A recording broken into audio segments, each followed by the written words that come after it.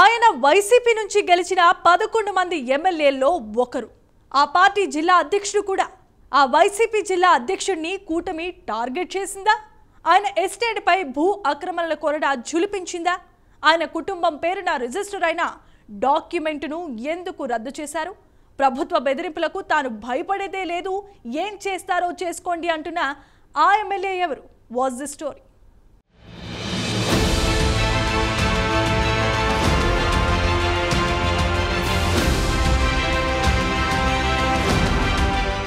అన్నమయ్య జిల్లా రాజంపేట.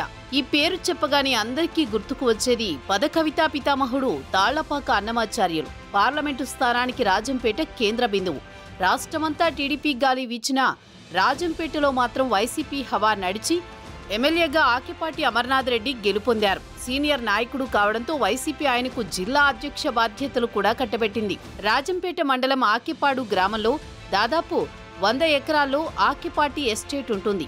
అయితే పేదలకు ఇచ్చిన ప్రభుత్వ భూములు అప్పనంగా కాజేసి ఎస్టేట్ నిర్మించుకున్నాడు అంటూ టీడీపీ నేతలు మండిపడుతున్నారు. ఆకిపాటి ఎస్టేట్లో ఉన్న ప్రభుత్వ భూములను స్వాధీనం చేసుకోవాలంటూ టీడీపీ నేతలు ప్రభుత్వానికి ఫిర్యాదు చేశారు. దీనిపై సమగ్ర విచారణ చేపట్టాలని అన్నమయ్య జిల్లా కలెక్టర్ను ఆదేశించారు ముఖ్యమంత్రి చంద్రబాబు.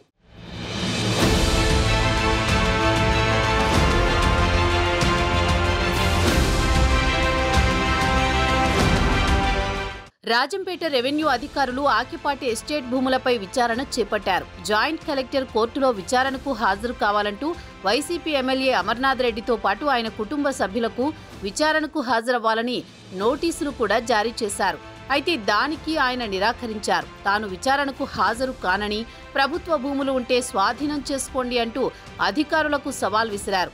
దీంతో అధికారులు విచారణ జరిపి 29.3 ఎకరాల ప్రభుత్వ భూములను అప్పనంగా రిజిస్ట్రేషన్ చేయించుకుని కాజేశారంటూ ఆ డాక్యుమెంట్లు రద్దు చేశారు.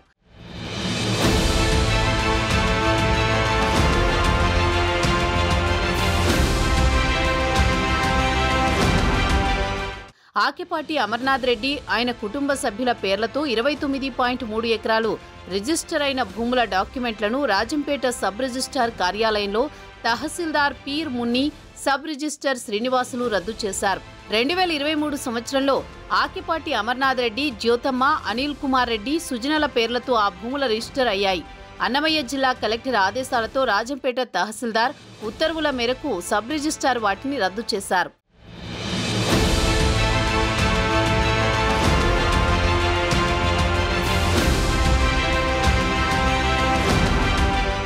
ఆకిపాటి జ్యోతమ్మ తన భర్త ఆకిపాటి అమర్నాథ్ రెడ్డి పేరిట 4 ఎకరాల 2023లో రిజిస్టర్ చేశారు.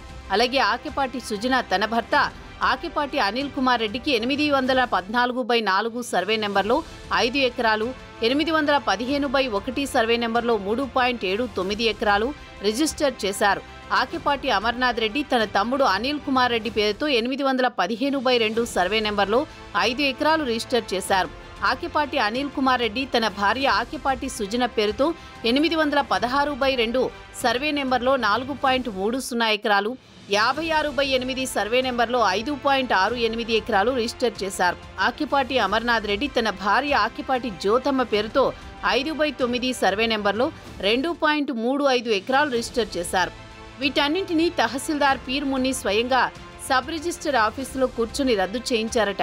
ఆ క్రమంలో ఆకిపాటి దర్జాగా కట్టుకున్న ఎస్టేట్లో ప్రభుత్వ భూములు స్వాధీనం చేసుకునే దిశగా అధికారులు అడుగులు వేస్తున్నారు.